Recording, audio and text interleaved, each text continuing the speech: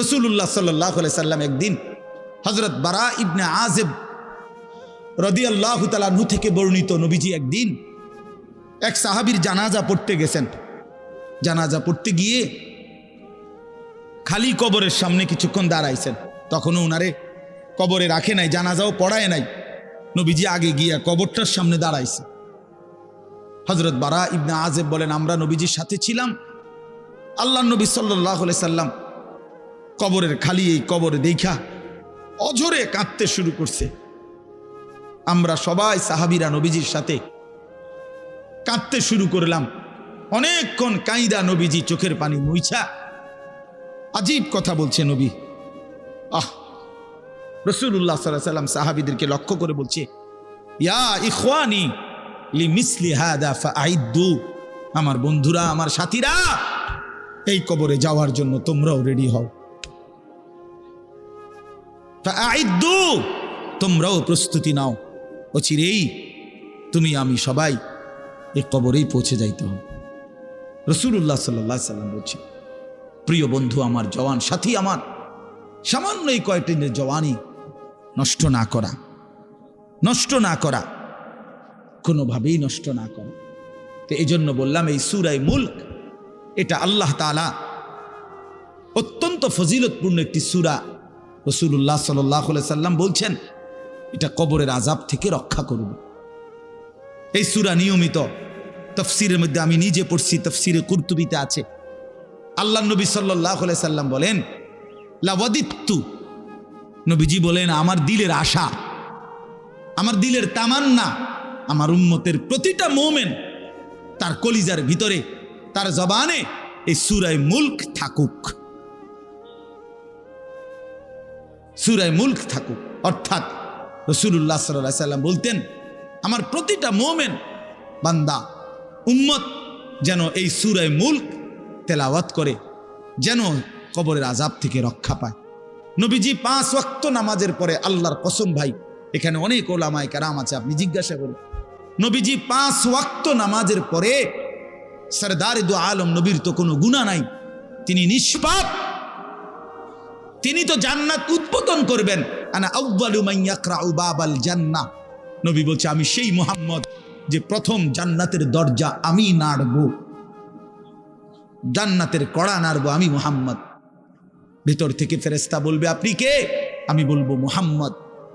ফেরেশতা বলবে আনতাজিরু লাক, আমি তো আপনার অপেক্ষাই করছিলাম, আপনি আসবেন বলেই তো অপেক্ষায় ছিলাম, আপনি উদ্বোধন করে দিলেই তো বাকিরা ঢুকবে।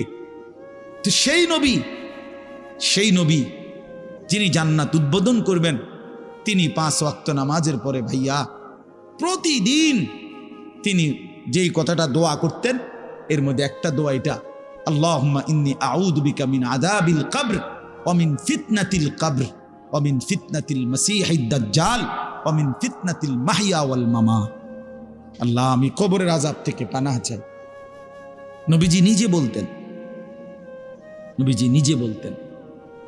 প্রিয় ভাই, বাবা আমার, চলেন সবাই নিয়ত করি, নিজেকে গুনাহ থেকে বাঁচানো দরকার, নিজের আল্লাহর নাফরমানি থেকে বাঁচানো দরকার।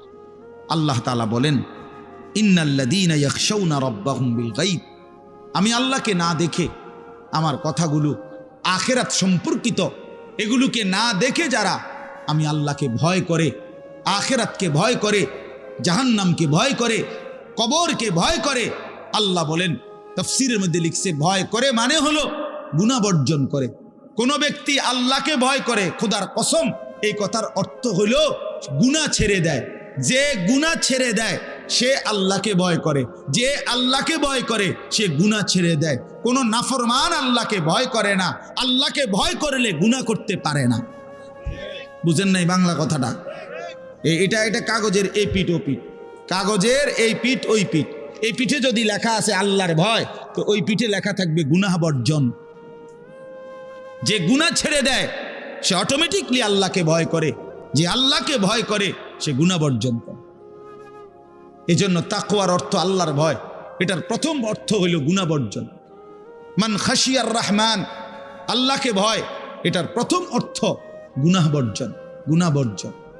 আমার শায়েখ আল্লামা মুফতি মুশতাকুন নবী সাহেব সব সময় চিল্লায় মাহফিলে, অনেক সময় আহাজারি করে বলে যে বাপ গুনাহ আগুন, গুনাহ আগুন, গুনাহ আগুন।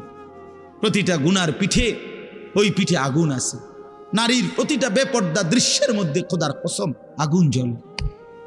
ওই সিনেমার নর্তকীর শরীরে আগুন জ্বলে, ওই নায়িকার শরীরে আগুন জ্বলে, মোবাইলের ওই অস্থির ছবির মধ্যে আগুন জ্বলে, মদের আড্ডায় আগুন জ্বলে, জুয়ার আড্ডায় আগুন জ্বলে, সুদের টাকায় আগুন জ্বলে, ঘুষের টাকায় আগুন জ্বলে, বেপর্দা নারীর শরীরে আগুন জ্বলে।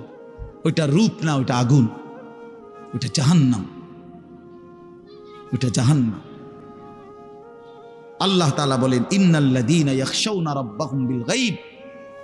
আল্লাহ তাআলা বলেন আমার যে বান্দারা আমার আখিরাত, আমার জাহান্নাম, আমার পরকাল, আমার কবর, এই কথাগুলোকে ভয় করে, আমি আল্লাহকে ভয় করে, না দেখে আল্লাহ বলেন আমি ওয়াদা দিলাম লাহুম মাগফিরাতুম ওয়া আজরুন কাবীর, আমি তাদের পেছনের সব গুনাহ মাফ করে দেব আর আমার সবচেয়ে বড় পুরস্কার জান্নাত দিয়ে দেব। এখানে এটা এমন শব্দ না যে কিছু শব্দ তো আছে একটা শব্দের সাথে আরেকটা বলছে অর্থহীন, যেমন কলম টলম। তো এটা সবাই বুঝে যে টলমের কোনো অর্থ নাই, কাগজ টাগজ, তো কাগজের অর্থ নাই। কিন্তু শিক্ষা দীক্ষা এমন না, শিক্ষা শব্দের উল্টা না, এটা এমন না যে এটা শিক্ষার উল্টা কিছু না, এটা আলাদা শব্দ। শিক্ষা দীক্ষা যেমন আমরা অনেক সময় বলি যে নামাজ রোজা, লোকটা নামাজ রোজায় ভালো, তো এর দ্বারা কি শুধু নামাজ আর নামাজের উল্টা শব্দ রোজা না, এটা একটা আলাদা কি আমল। নামাজ একটা ইবাদত, তো রোজা একটা ইবাদত। তো শিক্ষা এটা একটা বিষয়, দীক্ষা এটা একটা বিষয়। শিক্ষা তো তালিম, দীক্ষা এটা তরবিয়ত, আখলাক। আখলাক অর্থাৎ শব্দ মুখস্থ করা এটা যেমন জরুরি, জিন্দিগি গঠন করা এটাও সমান জরুরি, বরং তার চাইতে বেশি জরুরি। এজন্য আমাদের ফেনীর একজন বড় বুজুর্গ আলেম আছেন, ফেনী জামিয়া রশিদিয়া মাদ্রাসার হজরত মাওলানা মুফতি শহীদুল্লাহ দামাত বারাকাতুহুমুল আলী, বাংলাদেশের অনেক বড় একজন বুজুর্গ আলেম।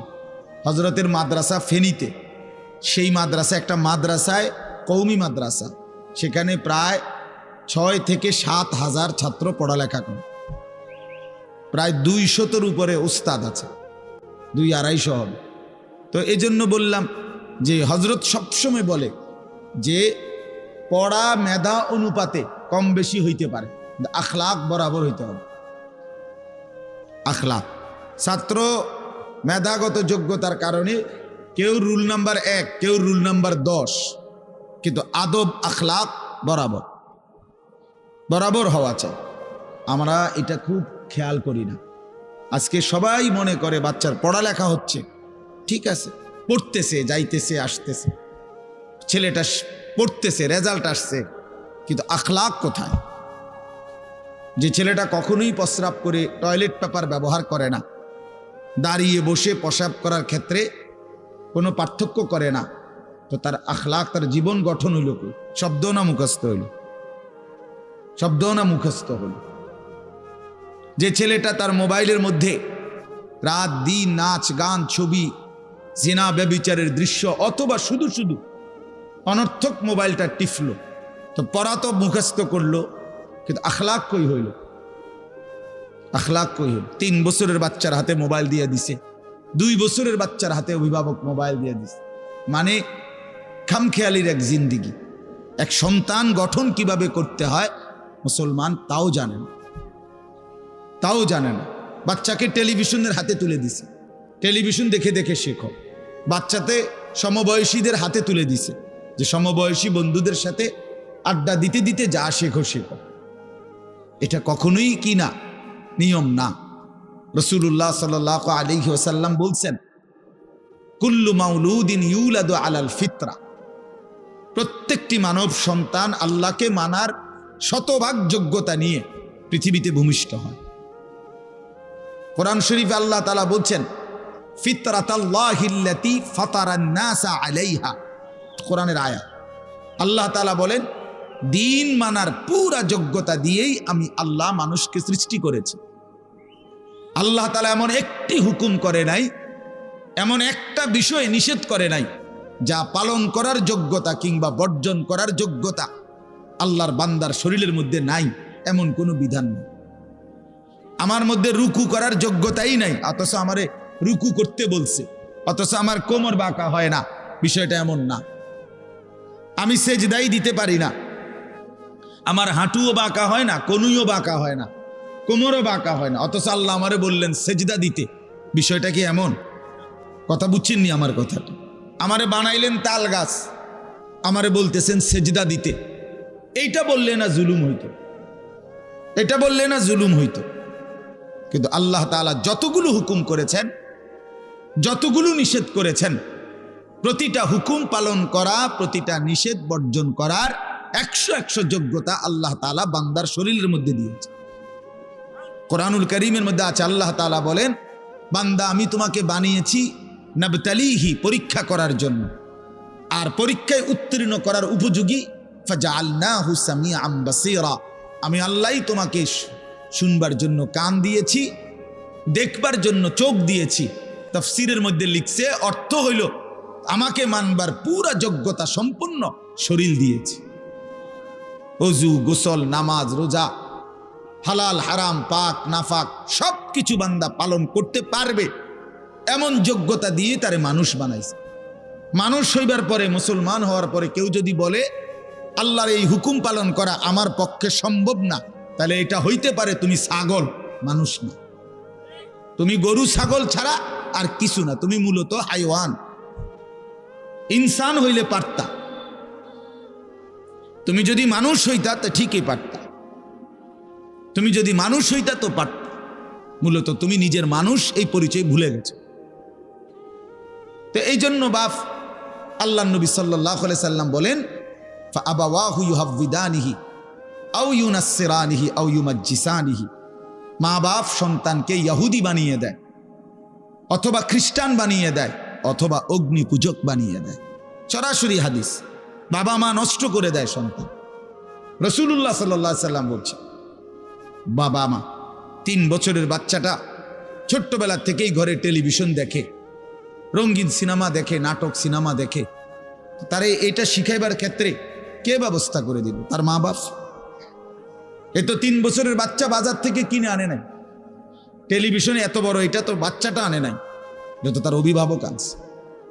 এই 3 বছরের বাচ্চাটারে কার্টুন দেখার জন্য, গেমস খেলার জন্য এত বড় মোবাইলটা, এটা তো তার বাবাই দিছে, অথবা তার মা, তার দুলা ভাই, তার বড় ভাই, তার চাচা, এমন কেউ একজন তার হাতে তুলে দিছে।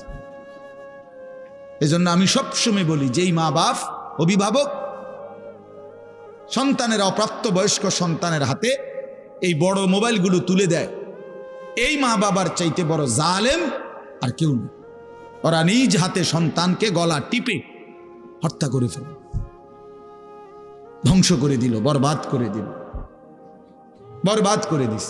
অসংখ্য অভিভাবক আমাদেরকেও তো বলে, বাচ্চা হুজুর খায় না, ঘুমায় না, বাচ্চা মোবাইল না দেখতে না দিলে খায়ও না, ঘুমায়ও না, কান্দে, শুধু কান্দে কান্দে। তার এই বদ অভ্যাস কে বানাইল? আর দ্বিতীয় কথা হইল, কান্দলে কি হয়েছে? কোনো বাচ্চা যদি কান্দে, তো কান্দলে কি মরে যায় মানুষ? তো হেতে কান্দুক, কান্দলে কি হয়েছে? কানতে কানতে সে একসময় থেমে যাবে। 3 বার পরে, 4 বারের পরে সে বুঝে নিবে যে এটা আমারে দিবে না। কথা বোঝেন নাই? কাঁদতে কাঁদতে নইলে 3 বার কাঁদলো, 4 বার কাঁদলো, 10 বার কাঁদলো, একটা পর্যায়ে সে বুঝবে যে এটা আর আমারে দিবে না, এটা আমারে দিবে না। এই জন্য বাপ আমার এটা খেয়াল করা চাই। আমি এই কথাটা শুরু করছি এই কথার থেকে যে কোরআন সুন্নাহর ইলমের জন্য আদব জরুরি। এক তো আপনি শুনলেন প্রতি সপ্তাহে জুমার বয়ান হয়, ইমাম সাহেব কইতে পারবো, ইমাম সাহেব কি কয়, আমনে আমনের মতো, হুজুর হুজুরের মতো না। এই শুধু এতটুকুর জন্য আসা যাওয়া, আল্লাহর কথা শোনা, যে কি শুনলাম কিছুই বুঝলাম না, নিজের জন্য কিছুই গ্রহণ করলাম না, এটা ইনসাফ না। আল্লাহর কোরআন জিন্দেগি বদলাবার জন্য, আমাদের জীবনের পরিবর্তনের জন্য আসছে। পরিবর্তনের জন্য। কোরআনুল কারীমের প্রতি অক্ষর নূর, কোরআনুল কারীমের প্রতি অক্ষর হুদান হেদায়েত, কোরআনুল কারীমের প্রতি অক্ষর মাউইজা উপদেশ, কোরআনুল কারীমের প্রতি অক্ষর বুশরা সুসংবাদ, কোরআনুল কারীমের প্রতি অক্ষর বাসায়ের অন্তর্দৃষ্টি সম্পন্ন জ্ঞান, কোরআনুল কারীমের প্রতি অক্ষর আহসানাল হাদিস সর্বশ্রেষ্ঠ কথা, কোরআনুল কারীমের প্রতি শব্দ মুতাশাবিহান সাদৃশ্যপূর্ণ, কোরআনুল কারীমের প্রতি শব্দ মাসানি বারবার তেলাওয়াতকৃত পাঠকৃত। কোরআনুল কারীমের অসংখ্য বৈশিষ্ট্য আল্লাহ তাআলা কোরআনে উল্লেখ করেছেন। মা ফাররাতনা ফিল কিতাবে মিন শাই, আল্লাহ বলেন একটা বিষয়ের আলোচনা আমি বাদ দেই নাই কোরআনের মধ্যে। ওয়া নাযালনা আলাইকাল কিতাবা তিবয়ানান লিকুল্লি শাই, বন্ধু আমি আপনার উপরে যে কোরআন নাজিল করেছি তা সমস্ত কিছুর বিস্তারিত বর্ণনা। এই জন্য বদনসিব ওই সন্তান, ওই অভিভাবক দুর্ভাগা যে মুসলমান পরিচয় দেওয়ার পরেও নিজ সন্তানকে আল্লাহর কোরআন দেখে দেখেও পড়তে জানে না। আল্লাহর কোরআন দেখে দেখে ছোট বাচ্চা হাফেজে কোরআন হয়েছে, এই মাত্র দেখছেন আমরা হাফেজে কোরআন হয়েছে। মুসলমানের সন্তান আল্লাহর কোরআন 30 পারা কলিজার মধ্যে গ্রহণ করছে। আর কি পরিমাণ দুর্ভাগা মুসলমান, আল্লাহর দেওয়া চোখ, আল্লাহর দেওয়া জিহ্বা। আল্লাহ কোরআনে বলছে আলাম নাজআল লাহু আইনাইন, বান্দা আমি কি 2টা চোখ দেই নাই? ওয়া লিসানান, আমি কি জিহ্বা দেই নাই? ওয়া শাফাতাইন, 2টা ঠোঁট কি আমি দেই নাই? হাসরের ময়দানে আল্লাহ তাআলা জিজ্ঞেস করবে বান্দা আমার দেওয়া 2টা চোখ, আমার দেওয়ার জিহ্বা, আমার দেওয়া ঠোঁট, এত লক্ষ কথা বললা, এত কিছু দেখলা, এত শব্দ উচ্চারণ করলা, পৃথিবীর কত লক্ষ কথা তুমি জীবনে বললা, অথচ আমার কালাম সর্বশ্রেষ্ঠ আসমানি কিতাব মালিকের এই কোরআন এটা একটু দেখে দেখেও পড়তে পারো না, এর চাইতে বড় বদনসিব আর কে হইতে পারে? এজন্য আমি পরিষ্কার বলি সবসময়, আল্লাহর কোরআন যেই মুসলমান দেখে দেখেও শুদ্ধ পড়তে পারে না, আমার দৃষ্টিতে ওই লোকটা বোবা। আপনি বোবা, মূলত দোস্ত তুমি বোবা। বাকি কথাগুলো না বললেও চলতো, বাকি কথাগুলো না বললেও চলতো, এই পৃথিবী ভোগ করা যেত। বোবা মানুষ যারা, তারা কথা না বলতে পারলেও ভাতও খাইতে পারে, ঘুমও যাইতে পারে, পেশাব পায়খানাও করে, বিয়েও করে, বোবা মানুষের বাচ্চা কাচ্চাও হয়। এরকম দেখছেননি কখনো? না, কথা বলেন না কেন? তাহলে বোবায়ও তো পৃথিবী ভোগ করে। তাইলে বোঝা গেল দুনিয়ার এই ভাত মাছ বিয়া বউ, দুনিয়ার এই যৌন চাহিদা পূরণ আর পেশাব পায়খানার ঘুম, এটুকুর জন্য কথা না বললেও চলতো, অন্ধ হইলেও চলতো, অন্ধ হইলেও চলতো, চোখে না দেখলেও কত মানুষ পৃথিবী ভোগ করতেছে। তাহলে যে জবান আল্লাহর দেওয়া, যে চোখ আল্লাহর দেওয়া, সেই মালিকের কালাম দেখে দেখেও পড়তে পারলাম না। 16 বছর বাচ্চাটা পড়লো, অথবা আপনি পড়াইলেন, একবারও ভাবলেন না হায় আমার সন্তানকে আমি কি পড়াইলাম? একবারও মনে করলেন না বাফেরই কি হইলো, সন্তানের বা কি হলো? হায় মুসলমান, বাপও তো ছিল মুসলমান, ছেলেটাও তো মুসলমান। না বাপের একবার মনে পড়লো, না ছেলের একবার মনে পড়লো, না মায়ের একবার মনে পড়লো, না ছেলেটার একবার মনে পড়লো যে আমার মালিকের কোরআন পড়তে পারি না। পৃথিবীর কত পড়া, দরকারি বেদরকারি মিলাইয়া পৃথিবীর বাকি সমস্ত পড়ালেখার মধ্যে প্রয়োজনীয় অপ্রয়োজনীয় কথার মিশ্রণ। কিছু কথা দরকারি আছে, কিছু কথা বেদরকারি আছে। সমস্ত বাংলা বইয়ের মধ্যে দরকারি কথাও আছে, বেদরকারি কথাও আছে। ইংরেজি বইয়ের মধ্যে দরকারি কথাও আছে, বেদরকারি কথাও আছে। কথা বলেন? হ্যাঁ, রোদ হচ্ছে, বৃষ্টি হচ্ছে, খেকশিয়ালের বিয়ে হচ্ছে, এটা কোনো দরকারি কথা হলো? এটা কিছু শিখার কিছু? এটা হাট্টিমা টিম টিম তারা মাঠে পারে ডিম, এটা কি? এটা কোনো শিখার কিছু? হ্যাঁ, আগডুম বাগডুম ঘোড়াডুম সাজে, আগডুম কি বাগডুম কি? তার বাপের 14 গোষ্ঠী কইতে পারবো না আগডুম কি। যে লিখছে এটা অনর্থক কথা। 2 little black birds sitting on a wall, one called Peter, one called Paul. দুইটা কাউয়া একটা ওয়ালের মধ্যে বসছে, একটা কাউয়ার নাম হলো পিটার আর একটা কাউয়ার নাম হলো পল। এই হলো কবিতার অর্থ। এটা কি শিখছে ছেলেটা? এখানে কি শিখার? কাউয়া ওয়ালে বসলেই কি, টিনের সালেই বসলে কি? কাউয়া তো কাউয়া, কাউয়া লইয়া আমার দরকার কি? কাউয়া কই বইছে, এটা আমার বাচ্চা শিখতেইব। আমি কি কাউয়ার বাচ্চা? বলেন তো কি অর্থ আছে এটাতে? আর এই পিটার পল এটা সম্পূর্ণ কাফেরের নাম। পিটার এই শব্দ, পল এটা খ্রিস্টানদের নাম, কোন মুসলমানের নাম না। এটা মুসলমানের সন্তান, এটা শিখবে কেন? উচ্চারণ শিখার জন্য, কিছু শব্দ শিখার জন্য। তো শব্দ শিখার জন্য ইসলামী কোনো শব্দ নাই। আল্লাহ আমাদেরকে বুঝ দান করে। আমি বইয়ে এখানে বই ঠিক করতাম বইছি না, যে বোঝেন না আমার কথাটা। অর্থ এই উদ্দেশ্য তাহলে আমি বই ঠিক করতে বসিনি। অর্থ একটা উদাহরণস্বরূপ বললাম আর কি। আবার দরকারি কথাও আছে। আমাদের দেশে সেই ছেলে কবে হবে, কথায় না বড় হয়ে কাজে বড় হবে। ফাইন কথা। সকালে উঠিয়া আমি মনে মনে বলি, সারাদিন আমি যেন ভালো হয়ে চলি। চমৎকার কথা। বোর হলো দৌড় খোলো কুকুমনি উঠোরে, এগুলো তো অন্যায়। এসব কবিতাও তো না, আমরা আমলে নাই ডিএমই কইতেছি। এখনকার কি আছে আমি জানি না। এগুলা আমার সময়ে পড়ছি আমরা ছোটবেলায় প্রাইমারিতে। যাই হোক বাপ, অর্থ হইল আল্লাহর কোরআন থেকে সন্তানকে বঞ্চিত করেন না। বঞ্চিত আপনাদের কাছে অনুরোধ। এই যে কয়জন বসছেন, জোয়ান ভাই যারা বসছেন, ভাই আমার স্কুলে পড়েন, কলেজে পড়েন, কোনো অসুবিধা নাই, ঠিক আছে। নতুন করে আবার মাদ্রাসায় ভর্তি হইতে পারবেন না, আমরাও জানি। কিন্তু কোনো একটু সময় বের করে আল্লাহর কোরআন সময় সুযোগ বের করে শেখা সম্ভব। শুক্রবারটা তো অবসর থাকেন, বৃহস্পতিবার বিকাল থেকে তো অবসর থাকেন, শনিবারটা তো অবসর থাকেন। তো একটু আল্লাহর কালাম পড়েন, কোনো একজন আলেমের কাছে, কোনো একজন মসজিদের ইমামের কাছে, কোনো একজন মাদ্রাসার ওস্তাদের কাছে নিজে আলাদা একটু সময় বাইর করেন, যে আমার মালিকের কোরআন আমি একটু শুনি, আল্লাহ তাআলার কালাম শুনি। আহা, কোরআনুল কারীমের নূর। এটা যে শুনলো না, সে শুনলোটা কি? সে শিখলো কি, পড়লো কি? মজাই তো পাইলেন। কথা বলার মজাই তো হয় নাই। আমি তো অনেক সময় বলি, আল্লাহর ঘরের কালো গিলাফ আর মদিনার সবুজ গম্বুজ যে দেখে নাই, যেই চোখ, সে দেখলো কি?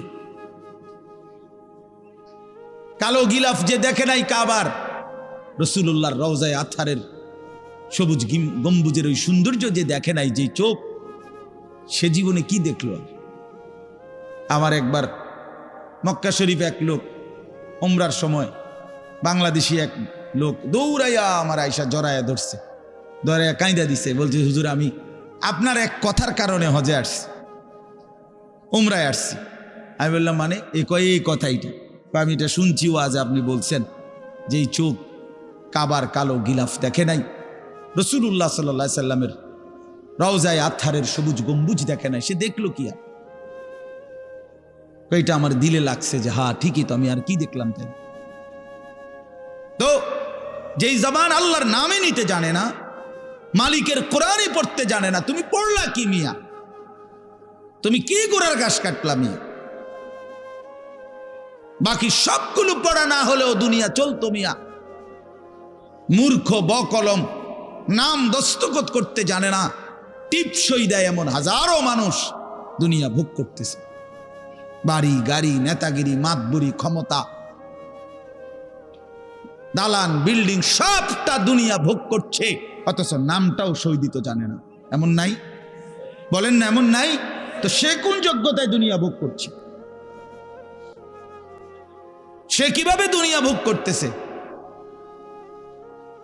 যদি বলেন সে সমাজে তার কোনো মান সম্মান, আরে না মিয়া, বহুত নেতাদের মাতবর সমাজের, সে তো মূর্খ, টাকার জোরে ক্ষমতা দেখাচ্ছে, এমন মানুষ নাই? তো তাইলে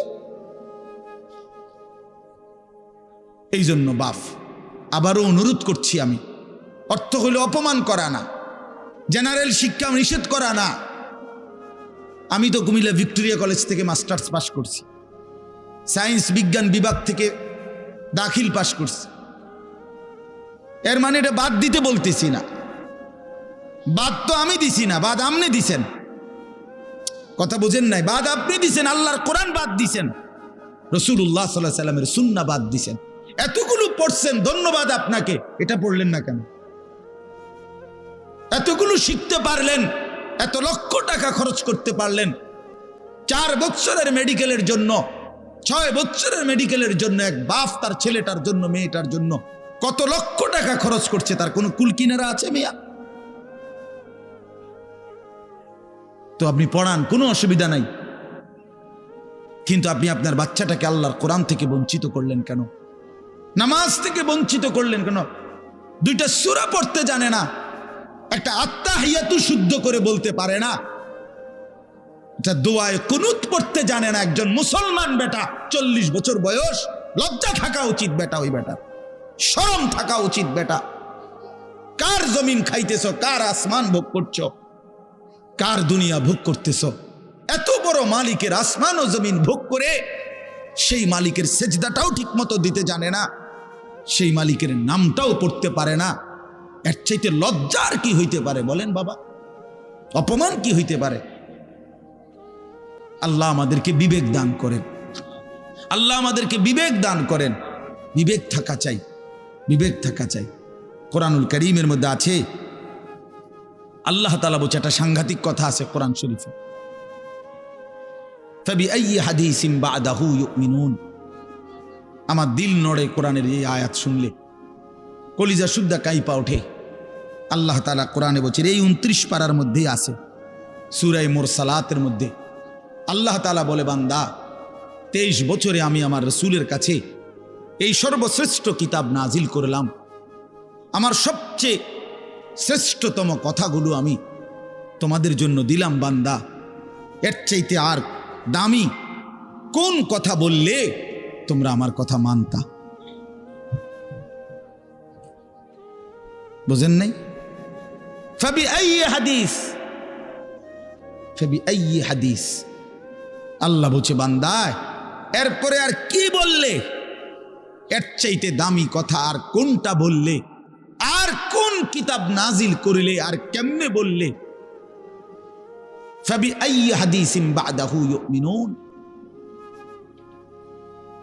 আর কিভাবে বললে বান্দা ঈমান আনতা, বিশ্বাস করতা? আকিমুস সালাহ, আকিমুস সালাহ 80 বারের চাইতে বেশি বলছি আমার কোরআনে, আর কতবার বললে আমারে সেজদা দিতা? ইত্তাকুল্লাহ, ইত্তাকুল্লাহ বারবার বলেছি, আল্লাহকে ভয় করো, আর কতবার বললে বান্দা আমারে ভয় করতা? কতবার বলছি? আল্লাহ বলবেন। রাসূলুল্লাহ সাল্লাল্লাহু আলাইহি সাল্লাম বাপ আমার, বন্ধু আমার, নওজোয়ান সাথী আমার, মনে রাখবেন, বিশ্বাস করেন, রাসূলুল্লাহ সাল্লাল্লাহু আলাইহি সাল্লাম হাসরের ময়দানে অসংখ্য উম্মতকে জিজ্ঞেস করবে। এই আমল নামা যখন দেখবে, প্রত্যেকটা উম্মত তার নিজ নিজ আমল নামা, রাসূলুল্লাহ সাল্লাল্লাহু আলাইহি সাল্লাম দেখবেন। এই আমল নামা দেখে নবী জিজ্ঞেস করবে, উম্মত 23টা বছর একটানা আমি কেঁদেছি, উম্মত 23 বছর তোদের জন্য আমি কেঁদেছিলাম। এমনও রাত গেছে, সারা রাত উম্মতের জন্য আমি কেঁদেছি, সারা রাত দোয়া করছি উম্মতের জন্য। তায়েফের পাথরের আঘাতে পিঠ চালনির মতো ছিদ্র বানায় ফেলছি, পেটের কষ্টে, ক্ষুধার কষ্টে 14 দিনের চাইতে বেশি পেটে 2টা পাথর বাইদা ক্ষুধার কষ্ট হজম করছি। উহুদের দান শহীদ করা রক্তে আমি বেহুশ হয়ে আমি পড়েছিলাম। সেই নবী আমি আর কত কাঁদলে, আর কত রক্ত ঝরাইলে উম্মত তুমি আমার কথা মনে করতা, তুমি আমার কথা ভাবতা? সাল্লাল্লাহু আলাইহি ওয়াসাল্লাম যখন এটা জিজ্ঞেস করবেন, তখন কি জবাব হবে বাপ? বলেন, ইনসাফের কথা বলেন। কি মনে করছেন সুপারিশ? হাসরের ময়দানের সুপারিশ মানে কি? মুখে বিড়ি, সিগারেট, চেহারায় রাসূলুল্লাহ সাল্লাল্লাহু আলাইহি ওয়াসাল্লামের সুন্নাত নাই, 50 বছর ধরে সুদের লেনদেন, কোনোদিন 5 ওয়াক্ত নামাজ আদায় করেন নাই, স্ত্রী বেপর্দা, ঘরের মধ্যে প্রতিদিন রঙিন টেলিভিশন চলতেছে, এই অবস্থায় কবরে যাইবেন, আর হাসরের ময়দানে দাঁড়াইলেই নবীজি সুপারিশ করে আপনারে বেহেশত দিয়া দিবেন। বিষয়টা মামুর বাড়ি না, বিষয়টা মামুর বাড়ি মনে করছেন আপনি। এটাকে কি মনে করলেন আপনারা? রাসূলুল্লাহ সাল্লাল্লাহু আলাইহি সাল্লাম সুপারিশ করবেন, এর কোনো নিয়ম কানুন নাই, কোনো বিধি নিষেধ নাই, আইন কানুন নাই। হাউজে কাউসারের পানি, এটা কি 10 টাকার পানির বোতল মনে করছেন? রাসূলুল্লাহ সাল্লাল্লাহু আলাইহি সাল্লাম বলেছেন, এক ঢোক পানি পান করলে আর কোনোদিন বান্দা তৃষ্ণার্ত হবে না। এতটা আজিমুশান দামি, এমনি এমনি দিয়ে দিবেন, এটা এমনি এমনি দিয়ে দিবেন?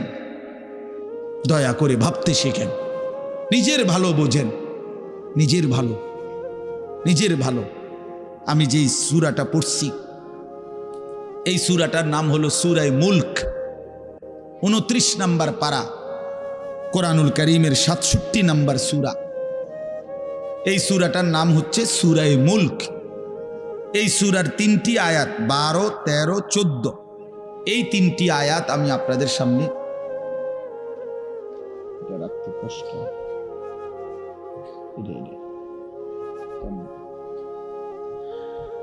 এই 3টি আয়াত আমি তেলাওয়াত করছি।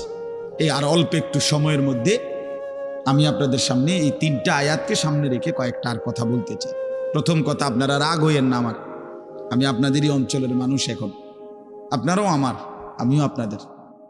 আল্লাহর কোরআন শিখেন।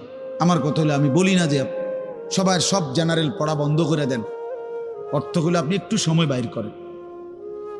কথা, যারা চাকরি করেন, ব্যবসা করেন, বুড়া মানুষেরও অনেক বয়স্ক লোক কইলে হুজুর না আর কইয়া লাভ নাই, এই বয়সও না নাই, বিড়ি খাই না বয়স আছে। হ্যাঁ মাশাআল্লাহ, বিড়ি খাইতে কইলে চা দোয়ানে গপ মারুন না, বয়স ঠিকই রয়েছে অনো। হ্যাঁ, এখনো টেলিভিশন 3 ঘন্টা চাইতে কইলে মাশাআল্লাহ কাকুর শরীরে বল আছে। মানুষের বেডির নাচ দেখবো, এতে কোনো লজ্জা শরম নাই। দুনিয়া ভোগ করতে বললে, ভাত খাইছে মাত্র, এখন যদি বলেন আবার আপেল খাইবেন নি, হদ পেঁয়াজু খাইবেন নি, চা দোকানে গেছে আর আবার খাবে। দুনিয়া পুরাটা ভোগ করবে। 90 বছরও দুনিয়া ফুরায় না, 90 বছরও আখেরাত মনে পড়ে না। আফসোসের ব্যাপার মিয়া। আল্লাহ বলছে কোরআনে, আলাম ইয়ানি লিল্লাযীনা আমানু আন তাখশা কুলুবুহুম লিযিকরিল্লাহ। এই আমার ইমানদার বান্দা, আমায় আল্লাহর ভয়ে, আমার স্মরণের জন্য, আমার বন্দেগীর জন্য তোমার দিলটা নরম হওয়ার সময় আজও কি হয়নি বান্দা? 365 দিনে খোদার একটা বছরে যে কোনো দিন ফজরের নামাজ পড়লা না যুবক, তোমারে যেন আল্লাহ ডেকে বলে, হায় বান্দা, তাহলে কি আর কোনো দিন নামাজ পড়বা না? 30 বছর ধরে যে কোনো দিন সুদের লেনদেন ছাড়লেন না, হারাম রোজগার করেই গেলেন, আল্লাহ তাআলা যেন ডেকে বলে, বান্দা, তাহলে এই নাফরমানি কি আর কোনোদিন ছাড়বা না বান্দা? সিদ্ধান্ত নিয়ে ফেলছো, তাইলে আজীবন সুদের উপরেই থাকবা, আজীবন মিথ্যার উপরেই থাকবা। তাহলে কি বান্দা এই ফয়সালায় নিয়ে ফেলছো, আজীবন কাস্টমার ঠকাইয়েই যাইবা, ওজনে কমই দিয়ে যাবা? তাহলে কি এই ফয়সালা নিয়ে নিছো তোমার বিবি আজীবন বেপরদাই থাকবে? তোমার ঘরে অহরহ প্রতিনিয়ত রঙিন টেলিভিশন চলবে নিয়মিত, এই ফয়সালা তোমার? ঠিক আছে বান্দা, কুলু ওয়া তামাত্তাউ কালিলান ইন্নাকুম মুজরিমুন। কোরআন শরীফের আয়াত। আল্লাহ বলছে, নাফরমান বান্দা, খাও, দুনিয়া ভোগ করো কিছুক্ষণের জন্য, শুধু মনে রেখো ইন্নাকুম মুজরিমুন, তুমি কিন্তু পাপী। এই কথাটা শুধু মনে রাখো, বাকিটা পরে হইব, ভাত খাও। হ্যাঁ হ্যাঁ, কোরআন শরীফের আয়াত এটা। কুলু ওয়া তামাত্তাউ কালিলান ইন্নাকুম মুজরিমুন। আল্লাহ যেন বলে 8টার সময় যেই নাফরমান নাস্তা খাইতে বসে, আল্লাহ বলে, বান্দা খা, কোনো অসুবিধা নাই, শুধু মনে রাখিস বেঈমান, ফজরের নামাজ পড়ো নাই। কথা কান শুধু মনে রাখো, পরে হইব অন খাও। রাত 10টা বাজে যেই নাফরমান ভাত খাইতে বসছে, আল্লাহ তাআলা যেন ডাক দিয়ে বলছে, বেঈমান খা, ভাত খা, খানা আমি আটকাইতাম না, শুধু মনে রাখিস এশার নামাজ পড়স নাই, ভাত খাবে ইমান, খানা আটকাবো না, খানা আমি জন্তু জানোয়াররাও খাওয়াই, তোরে খাওয়াবো না কেন?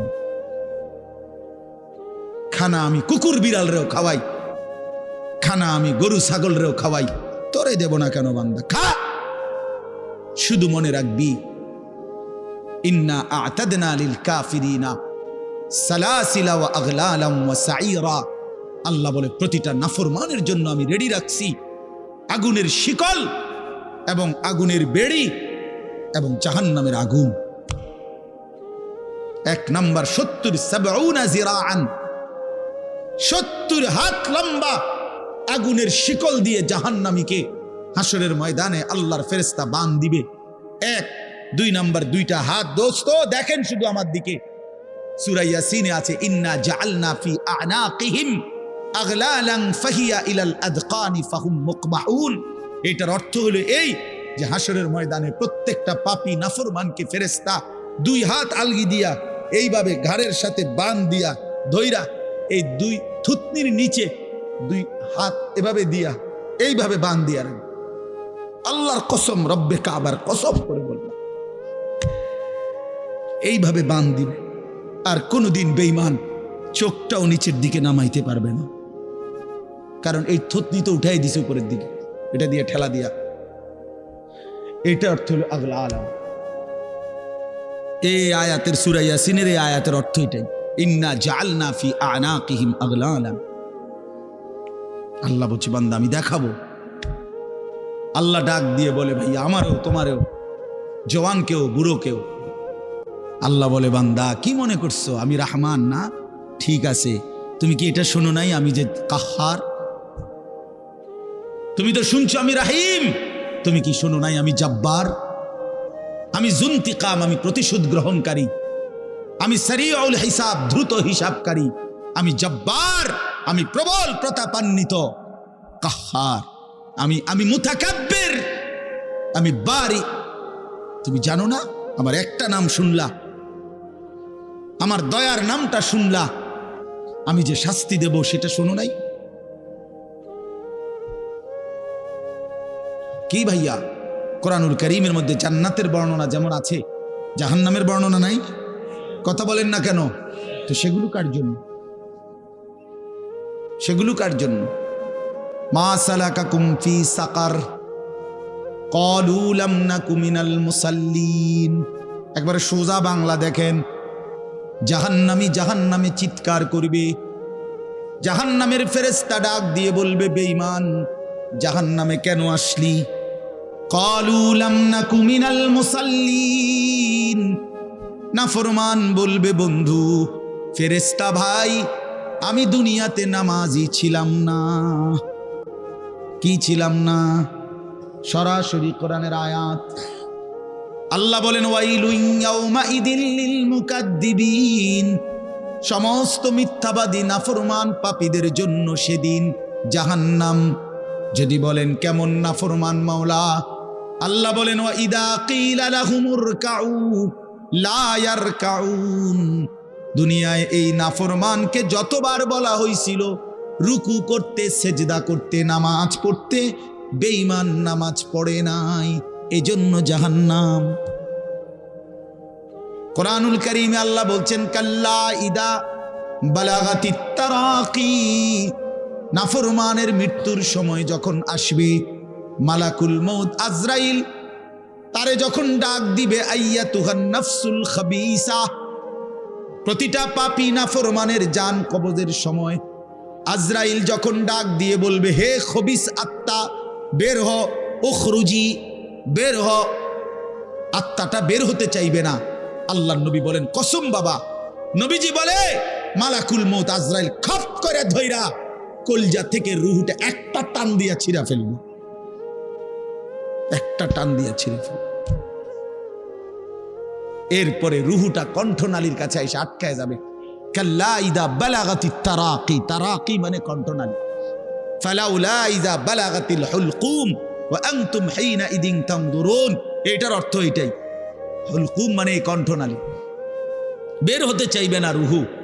আজরাইল তখন ধৈরে টাইনা হেসরাইয়া ছিঁড়া ছিন্ন ভিন্ন করে বেঈমান নাফরমানের কলজা ছিঁড়ে ফেলবে, রুহু ছিঁড়ে ফেলবে, এরপরে শরীর থেকে বের করে নিয়ে আসবে।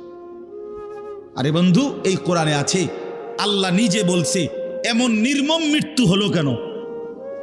এই নাফরমানের মৌত এত কঠিন হলো কেন? তার কলজা ছিঁড়া ফেলছে, রুহু ছিঁড়ে ফেলছে, এমন মৃত্যু হলো কেন? আল্লাহর কসম বাপ আমারেও বলি, আপনারেও বলি, আল্লাহ কোরআনে সরাসরি বলছে এমন ভয়ানক মৃত্যু হলো কেন?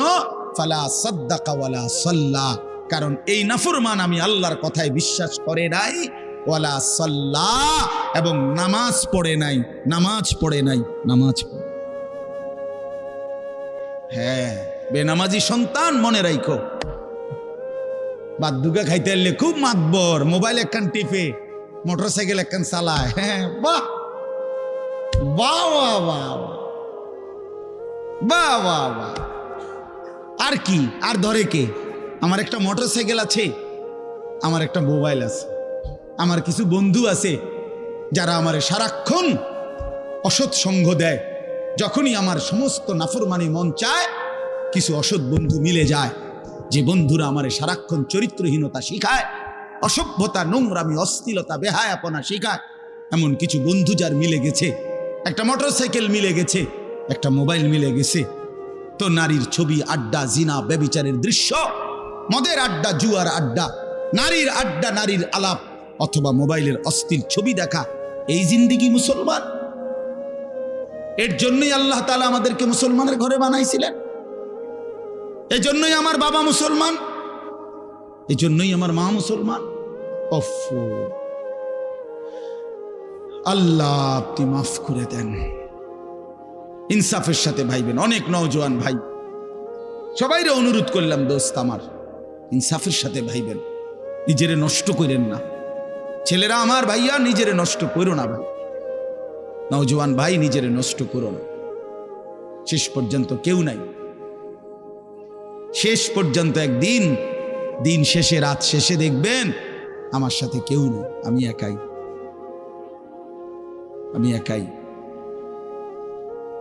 একদিন কবর আমারে সব সম্পর্ক ছিন্ন করে দিবে, একদিন মৃত্যু আমাকে সব ভুলায় দিবে। তো এই সূরাটার নাম হলো সূরা মুলক। এটা কোরআন শরীফের অত্যন্ত ফজিলতপূর্ণ একটা সূরা। মাত্র 30টা আয়াত এই সূরার মধ্যে। আল্লাহ নবী সাল্লাল্লাহু আলাইহি ওয়াসাল্লাম বলছেন, এই সূরাটি যে নিয়মিত তেলাওয়াত করবে, আল্লাহ নবী বলেন, তুমজিহি মিন আযাবিল কবর, এই সূরা মুলক তাকে কবরের আযাব থেকে রক্ষা করবে। এটাই সূরার ফজিলত। এজন্য আলহামদুলিল্লাহ, উলামায়ে কেরাম, আমাদের মাদ্রাসাগুলোর তালিবে ইলম এবং আল্লাহওয়ালা বুজুর্গানে দ্বীন সব সময় রাত্রিবেলা ঘুমের আগেই এই সূরা মুলক তেলাওয়াত করে। এই 4-5 মিনিট সময় লাগে, কিন্তু এই সূরার বড় ফজিলত হলো, আল্লাহ নবী সাল্লাল্লাহু আলাইহি সাল্লাম বলেন, এই সূরা কবরের আযাব থেকে রক্ষা করবে, কবরের আযাব থেকে রক্ষা করবে। আমার ভাই, আমার বন্ধু, রাসূলুল্লাহ সাল্লাল্লাহু আলাইহি সাল্লামের অগণিত হাদিস এই কথার প্রমাণ করে যে কবরে আযাব হবে। হাসরের আযাব তো আছেই, জাহান্নামের আযাব তো আছেই, কবরেও আযাব হবে। মেন বিচার তো হবে হাসরের ময়দানে, তার আগেই আযাব হবে কবর। আপনারা সহজ বাংলায় বুঝবেন। আসামি যখন ধরে ফেলে, তখন মামলার হিয়ারিং তো চলে, মামলার শুনানি তো চলে, কিন্তু সে কারাগারে ঠিকই আটকায় রইছে। কারাগারের কষ্ট, যন্ত্রণা সে হাজতি হিসেবে ভোগ করতে থাকে। আবার যখন মামলার রায় হয়, তখন সে আবার আসামির পরে হিসাব করে, কিন্তু কষ্ট, লাঞ্ছনা এটা তো তার শুরু হয়ে যায়। যদিও এখনো বিচার শেষ হয় নাই, বিচার প্রক্রিয়াধীন। 10 দিন, 50 দিন, 20 দিন, 1 মাস পর পর মামলার ডেট পরে শুনানি হয়, কিন্তু সে তো থাকে কারাগারে, তো আল্লাহ পাক রব্বুল আলামিন বলেন, নাফরমান সে তো হাসরের ময়দানে বিচার হবে চূড়ান্ত, কিন্তু কবর থেকেই আযাব শুরু, রাসূলুল্লাহ সাল্লাল্লাহু আলাইহি সাল্লাম খুব বেশি হাদিসের মধ্যে আছে, একজন বিখ্যাত সাহাবী, আপনারা সবাই ওনার নাম জানেন, ইসলামের 3য় খলিফা হযরত ওসমান রাদিয়াল্লাহু তাআলা আনহু, কিতাবের মধ্যে আছে, আমরা নিজে আত-তাযকিরা, আমার কাছে কিতাব আছে আরবি, ইমাম কুরতুবী রাহমাতুল্লাহ লিখিত কিতাব, ওখানে আছে হযরত উসমান রাদিয়াল্লাহু তাআলা আনহু যখন কোনো কবরের সামনে দাঁড়াইতেন তো প্রচন্ড কাঁদতেন, ভীষণ কাঁদতেন, হাত্তা ইয়াবুল্লা লিহিয়াতাহু, কাঁদতে কাঁদতে উনার দাড়ি ভিজে যেত। তো উনার সাথীরা জিজ্ঞেস করতেন, হযরত আপনি জাহান্নামের কথা বললেও এত কাঁদেন না, অথচ কবরের দেখলে এভাবে কাঁদেন কেন? তো তিনি বলতেন, ইন্নাল কবরা আউয়ালু মানাজিল আখিরা, শোনো, কবর হচ্ছে আখিরাতের প্রথম ঘাঁটি।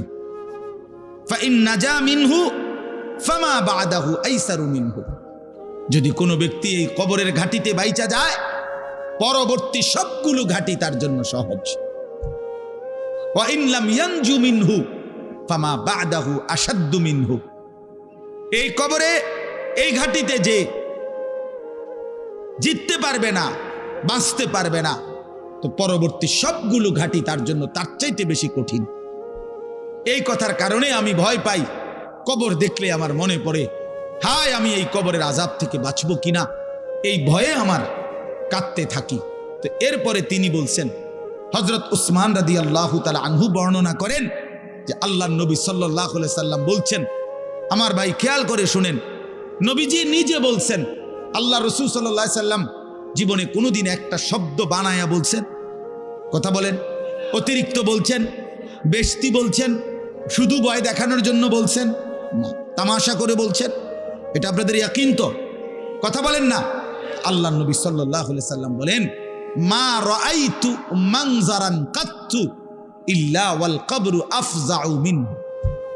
রাসূলুল্লাহ বলেন, হযরত উসমান বর্ণনা করেন যে আমি নবীজির জবানে শুনছি, নবীজি বলছেন, হে আমার উম্মত, আল্লাহর কসম উম্মত, কবরের চাইতে অধিক ভয়ানক কোন আযাবের দৃশ্য আমি রাসূল মুহাম্মদ দেখি নাই,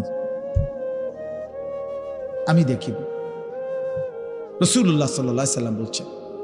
প্রিয় ভাই আমার, আল্লাহর নবী সাল্লাল্লাহু আলাইহি সাল্লামের সরাসরি হাদিস, যে ব্যক্তি কবরের 3টা প্রশ্নের জবাব দিতে পারবে না, রাসূলুল্লাহ সাল্লাল্লাহু আলাইহি সাল্লাম বলেন, আল্লাহ তাআলার পক্ষ থেকে তখন ফেরেশতাদের কাছে ঘোষণা আসবে, আফরিশুহু মিনান নার ওয়ালবাসুহু মিনান নার ওয়াফতাহু লাহু বাবান ইলান নার।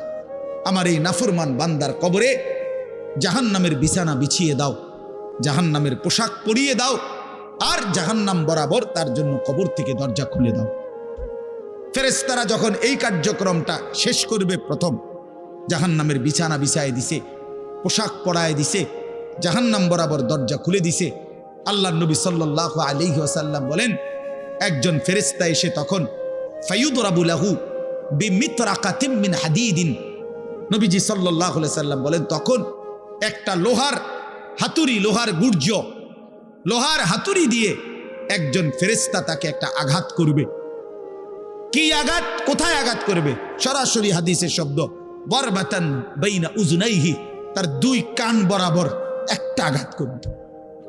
রাসূলুল্লাহ সাল্লাল্লাহু আলাইহি সাল্লাম বলেন, ফায়াসিহু সাইহাতান, ওই নাফরমান তখন এত জোরে চিৎকার করবে, ইয়াসমাউহা মান ইয়ালিহি ইল্লা সাকালাইন, মানুষ এবং জিন ব্যতীত আল্লাহর সমস্ত সৃষ্টি ওই বেঈমানের চিৎকার শুনতে পায়। এই কবরের আযাব। ছেলেরা আমার, দোস্ত আমার, বাপ আমার, বন্ধু আমার, আপনি হাসলেও কবরে যাইতে হবে, কাঁদলেও কবরে যাইতে হবে। রাজপ্রাসাদের ওই অট্টালিকাতে যে থাকে সেও একদিন মরে যাবে, জীর্ণ কুঠিরে কুড়ে ঘরে যে থাকে সেও মরে যাবে। জীবনে যে কোনোদিন সুখ দেখে নাই, দুঃখের সাগরে, তারও মৃত্যু হবে। জীবনে যে কোনোদিন দুঃখ দেখে নাই, সুখের সাগরে ভাসছিল, তারও মৃত্যু হবে, সেও মরে যাবে। কবর নিশ্চিত, কবর নিশ্চিত। আমিন ওয়ারাইহিম বারযাখুন ইলা ইয়াউমি ইউবআসুন। আল্লাহ তাআলা মৃত ব্যক্তিকে বলবে, বান্দা, কোরআন শরীফের আয়াত, এখন থেকে নিয়ে ইসরাফিলের ফুঁতে হাসরের ময়দানে উঠানো পর্যন্ত বারযাখ মানে কবরের জীবনে পড়ে থাকো। ভেবে দেখেন, ভেবে দেখেন, শুধু 1 মিনিট আমিও ভাবি, আপনিও ভাবেন। হাদিসের মধ্যে আছে, মা বাইনান নাফখাতাইন 40, ইসরাফিল প্রথম ফু দিলে জমিনের সব কিছু মাটির নিচে চলে যাবে, দ্বিতীয় ফু দিলে মাটির নিচ থেকে আবার সবাই উঠে হাসরের ময়দানে দাঁড়াবে। তো নবীজি সাল্লাল্লাহু আলাইহি সাল্লাম বলছে এই দুই ফুঁয়ের মাঝখানে ব্যবধান হবে 40। তো মুহাদ্দিসিনে কেরাম, ওলামায়ে কেরাম বলেন কেউ কেউ এই দুই ফুঁয়ের মাঝখানে ব্যবধান হতে পারে 40,000 বছর। তাহলে ধরে নেন সর্বশেষ যেই লোকটা কবরে গেছে, যদি তার কবরে আযাব হয় তাহলে তার কবরের আযাব ভোগ করতে হবে 40,000 বছর। এবার বলেন তো এখন যারা মরতেছে, এবার বলেন তো রাসূলুল্লাহ সাল্লাল্লাহু আলাইহি সাল্লামের জমানায় যারা মারা গেছে, এবার আরো পিছনে যান ইব্রাহিম আলাইহিস সালামের জমানায় যারা মারা গেছে, এবার আরো পিছনে যান নূহ আলাইহিস সালামের জমানায় যেই অবিশ্বাসী বেঈমানগুলো মারা গেছে, তারা আজকে কত বছর যাবত কবরে আযাব ভোগ করতেছে। বুঝছেননি আমার কথাটা? হ্যাঁ, কোরআন শরীফে আছে ওমান আ'রাযা আন যিকরি ফাইন্না লাহু মাঈশাতান যানকা ওয়া নাহশুরুহু ইয়াওমাল কিয়ামাতি আ'মা। আল্লাহ বলেন আমার স্মরণ থেকে যে মুখ ফিরায় নিল, আমার বন্দিগি, আমার ইবাদত, আমার হুকুম পালন, আমি তার জীবন করে দেব সংকীর্ণ এবং তার হাসরের ময়দানে উঠাবো অন্ধ। এই জীবন সংকীর্ণ করার একাধিক তাফসির, এর মধ্যে একটা তাফসির হলো এইটা যে আল্লাহ জীবন সংকীর্ণ করে দিবে মানে তার কবরের মধ্যে তার কবরটাকে একেবারে সংকীর্ণ করে দিবে। আল্লাহ রসুল বলছে নাফরমানের কবর রাইখা যখন ফেরেশতা চলে যাবে, কবর ডান পাশের মাটি তারে একটা চাপ দিবে বাম দিকে, বাম দিকের মাটি এক ডান দিকে, আল্লাহর কসম ডান পাশের হাড্ডি পাঁজর ভাঙ্গা ডান দিকে বাম দিকে চলে যাবে, বাম দিকের হাড্ডি পাঁজর ভাঙ্গা। রাসূলুল্লাহ সাল্লাল্লাহু আলাইহি ওয়াসাল্লাম বলছে বন্ধু দেখেন হাত্তা তাখতালিফা আদলাউহু, এই দুই আঙ্গুল যেভাবে এভাবে একটার ভিতরে ঢুকে গেছে, খোদার কসম ডান পাশের হাড্ডি পাঁজর বাম পাশের হাড্ডি পাঁজর এইভাবে একটার ভিতরে ঢুকে যায়। এটার অর্থ এটা। হ্যাঁ, রাসূলুল্লাহ সাল্লাল্লাহু আলাইহি সাল্লাম একদিন হযরত বারা ইবনে আযিব রাদিয়াল্লাহু তাআলা আনহু থেকে বর্ণিত, নবীজি একদিন এক সাহাবীর জানাজা পড়তে গেছেন। জানাজা পড়তে গিয়ে খালি কবরের সামনে কিছুক্ষণ দাঁড়াইছেন, তখনও উনারে কবরে রাখে নাই, জানাজাও পড়ায় নাই। নবীজি আগে গিয়া কবরটার সামনে দাঁড়াইছে। হযরত বারা ইবনে আযিব বলেন আমরা নবীজির সাথে ছিলাম, আল্লাহ নবী সাল্লাল্লাহু আলাইহি সাল্লাম কবরের খালি এই কবর দেখা অঝরে কাঁদতে শুরু করছে। আমরা সবাই সাহাবীরা নবীজির সাথে কাঁদতে শুরু করলাম। অনেকক্ষণ কাইদা নবীজি চোখের পানি মুইছা আজীব কথা বলছে নবী। রাসূলুল্লাহ সাল্লাল্লাহু আলাইহি সাল্লাম সাহাবীদেরকে লক্ষ্য করে বলছে ইয়া ইখওয়ানি লিমিসলি হাদা ফাআইদ্দু, আমার বন্ধুরা, আমার সাথীরা, এই কবরে যাওয়ার জন্য তোমরাও রেডি হও। ফাআইদ্দু, তোমরাও প্রস্তুতি নাও, অচিরেই তুমি আমি সবাই এই কবরেই পৌঁছে যাইতে হবে। রাসূলুল্লাহ সাল্লাল্লাহু আলাইহি সাল্লাম বলছে প্রিয় বন্ধু আমার, জওয়ান সাথী আমার, সামান্য এই কয়েকটি জওয়ানি নষ্ট না করা, নষ্ট না করা, কোনোভাবেই নষ্ট না করা। তো এই জন্য বললাম এই সূরা মুলক এটা আল্লাহ তাআলা অত্যন্ত ফজিলতপূর্ণ একটি সূরা। রাসূলুল্লাহ সাল্লাল্লাহু আলাইহি সাল্লাম বলছেন এটা কবরের আযাব থেকে রক্ষা করবে। এই সূরা নিয়মিত তাফসীরের মধ্যে আমি নিজে পড়ছি, তাফসীরে কুরতুবীতে আছে। আল্লাহ নবী সাল্লাল্লাহু আলাইহি সাল্লাম বলেন লাওয়াদিত্তু, নবীজি বলেন আমার দিলের আশা, আমার দিলের তামান্না, আমার উম্মতের প্রতিটা মুমিন তার কলিজার ভিতরে, তার জবানে এই সূরা মুলক থাকুক, সূরা মুলক থাকুক। অর্থাৎ রাসূলুল্লাহ সাল্লাল্লাহু আলাইহি সাল্লাম বলতেন আমার প্রতিটা মুমিন বান্দা উম্মত যেন এই সূরা মুলক তেলাওয়াত করে, যেন কবরের আযাব থেকে রক্ষা পায়।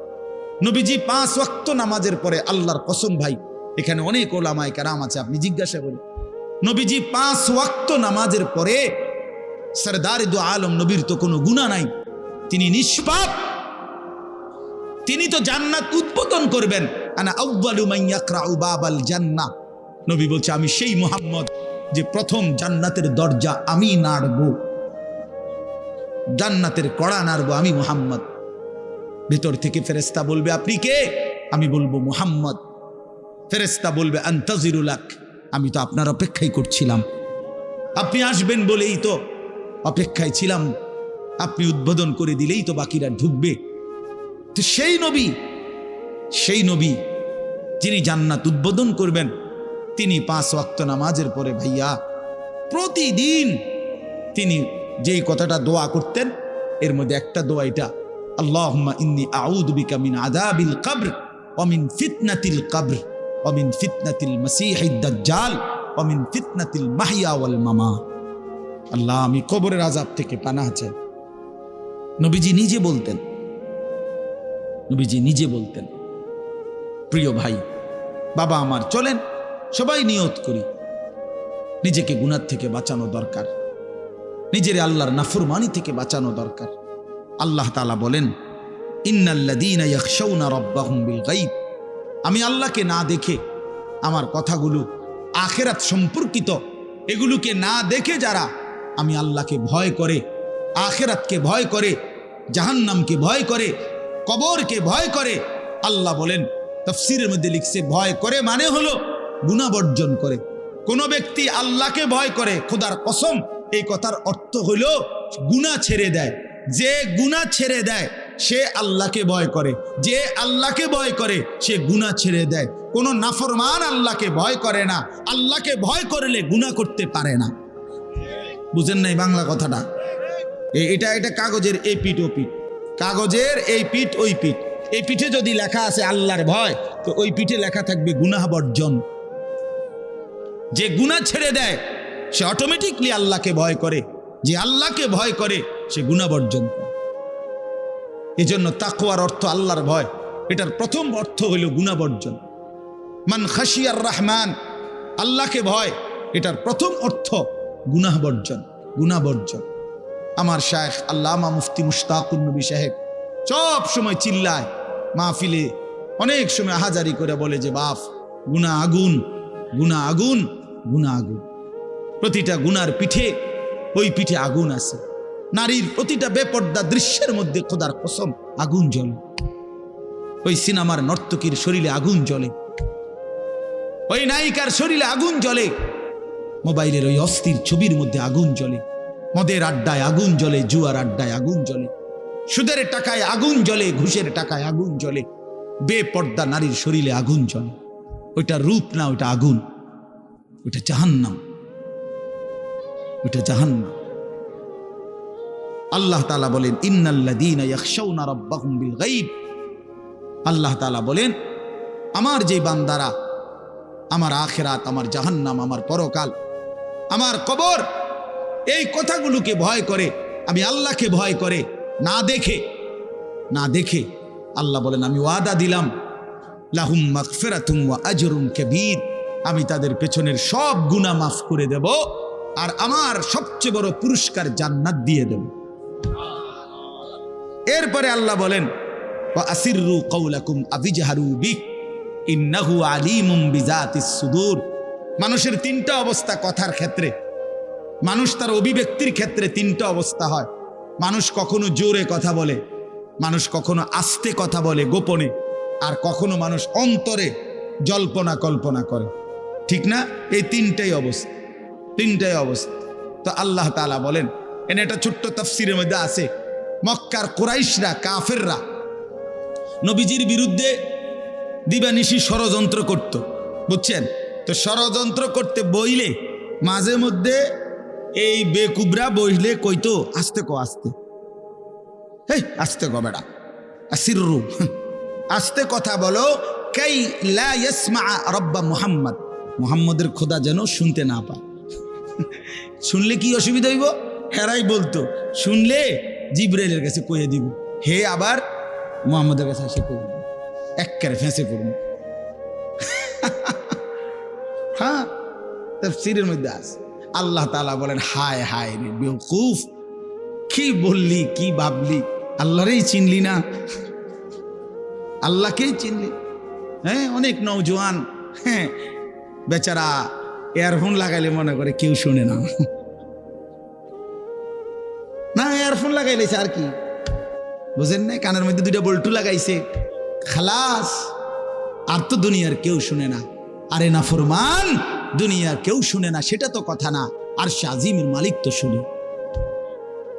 ওয়া আসিররু কাওলাকুম আবি জাহারু বিহি, রব্বুল আলামিন বলেন তোমরা যদি আস্তে কথা বলো, আবি জাহারু বিহি, যদি জোরেও কথা বলো, ইন্নাহু আলিমুম বিদাতিস সুদূর, আল্লাহ বলে শুধু এই দুইটা না বান্দা, আস্তে বলো জোরে বলো অথবা অন্তরের ভিতরে যা লুকায়িত করো, আমি আল্লাহ সবটাই পুরাপুরি জানি।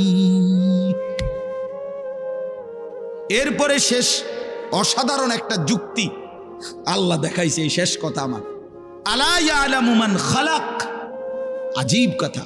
আল্লাহ বলে আচ্ছা বান্দা, তোমার আমি একটা কথা জিজ্ঞাই, তুমি আমার কথাটার উত্তর দাও।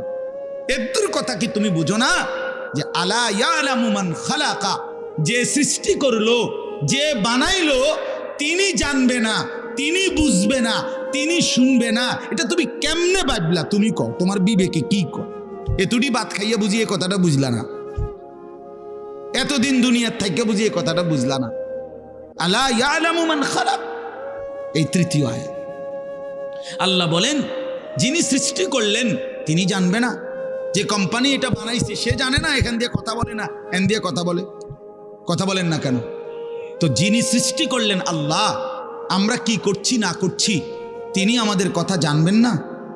কথা বলেন না, বলেন না, শুনেন তিনি? আল্লাহ শুনেন কিনা, দেখেন কিনা, জানেন কিনা? ওহুয়াল লতীফুল খবীর, আল্লাহ বলেন তিনি সূক্ষ্ম থেকে সূক্ষ্ম, বিন্দু থেকে বিন্দু সেটাও জানেন।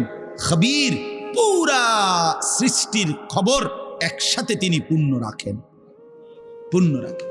এজন্য দোস্ত আমার, রাত 2টা বাজে, নওজোয়ান মনে করছে চারিদিকে কেউ জেগে নাই, সবাই ঘুমায় গেছে, এজন্য সে মোবাইলের উলঙ্গ ছবি দেখছে। আল্লাহ ডাক দিয়া বলে আনিস আমি আছি। মালিক ডাক দিয়া বলে আলাম ইয়ালাম বিআন্নাল্লাহা ইয়ারা, তুমি কি এই ভেবেছো তুমি জানো না বান্দা, আমি যে সারাক্ষণ তোমাকে দেখি। আল্লাহ তাআলা রাতেও দেখে, দিনেও দেখে, একাকীও দেখে, প্রকাশ্যও দেখে, অন্ধকারেও দেখে, আলোতেও দেখে। 7 আসমানের উপরে কোনো ফেরেশতা হাঁটলেও মালিক দেখে, 7 তবক জমিনের নিচে কোনো পিঁপড়া হাঁটলেও মালিক দেখে। আটলান্টিক মহাসাগরের যে প্রাণী গভীর তলদেশে, আল্লাহ তাকেও দেখে। হিমালয়ের সুউচ্চ চূড়ায় যে প্রাণী, আল্লাহ তাকেও দেখে, তাকেও দেখে। ওয়া ইয়ালামু মা ফিল বাররি ওয়াল বাহর, জলে স্থলে যা আছে আল্লাহ বলেন সব তিনি জানেন। ওয়া মা তাসকুতু মিন ওয়ারাকাতিন ইল্লা ইয়ালামুহা, একটা গাছের পাতাও যদি পড়ে আল্লাহ বলেন আমি তাও জানি। ওয়ালা হাব্বাতিন ফি যুলুমাতিল আরদ, মাটির তলদেশে যেই চারা দানা বীজ তোমরা রোপণ করছো, বপন করছো, আল্লাহ বলে কোন দানা কোন চারা আমি তাও জানি। ওয়ালা রতবিন ওয়ালা ইয়াবিসিন, শুকনায় কি আছে ভিজাতে কি আছে আমি সব জানি। ইল্লা ফি কিতাবিম মুবিন, ওহ মালিক বলে শুধু জানি না রে বান্দা, বরং আমি সব কিছু আমার তাকদীরে লৌহে মাহফুজের মধ্যে স্পষ্ট করে লিখে রাখছি, লিখে রাখছি, লিখে রেখেছি। অতএব বাপ আমার, বন্ধু আমার, দয়া করে মেহেরবানি করে এই মাহফিলগুলো আসলে আপনাদের কাছে কোনো 23 বছরের পুরা ইসলাম বুঝানো, একদিনে 1 ঘন্টা এটা না, অর্থ হলো বিবেকটা জাগানো, অনুভূতিটা একটু জাগানো, ঠিক না? একটু যেন মানসিকতাটা বাড়ে, একটু মানসিকতাটা যেন পারে।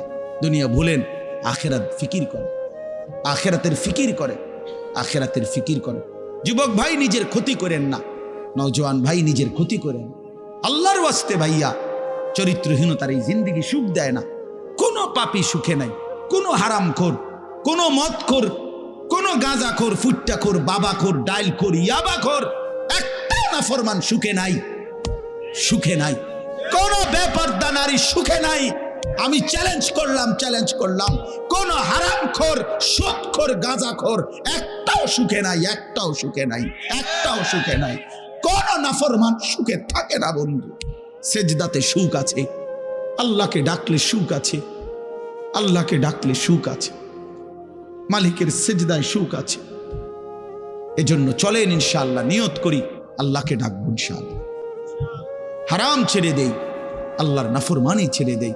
আল্লাহ আমাদের সবাইকে কবুল করে নেন। আমার ভাই, আপনাদের কাছে আমার একটা ছোট্ট অনুরোধ। আজকে আমাদের যেই মেহমান এসেছেন, আলহামদুলিল্লাহ আমার অনেক অনেক মহব্বতের মানুষ, হযরত মাওলানা হারিস উদ্দিন সাহেব দামাত বারাকাতুহুল আলিয়া, অনেক সুন্দর বয়ান করে। আমি তো কতক্ষণ দম কাইয়া এক কিনার করে লাইছি, আপনি মনে হচ্ছে একটা কাজ্জা লাগছে, বুঝছেন না, একটা ঝগড়া লাগছে যে এরুম হয়েছে। এইটা তো কোনো ওয়াজ না, এটি কোনো ওয়াজের জাতও না, কিন্তু ওয়াজ শুনবেন এখন ইনশাআল্লাহ। আপনাদের কাছে অনুরোধ, হযরত মাওলানা হারিস উদ্দিন দামাত বারাকাতুহুম, তিনি আমাদেরও শ্রদ্ধেয়, আমাদের বয়স্ক, আমাদের চাইতো প্রবীণ আলেমে দ্বীন। আজকে বহুদিন যাবত আল্লাহর কথা চারদিকে বলে বেড়াচ্ছেন। আলহামদুলিল্লাহ মাওলানা সাহেব হযরত এখানে এসেছেন।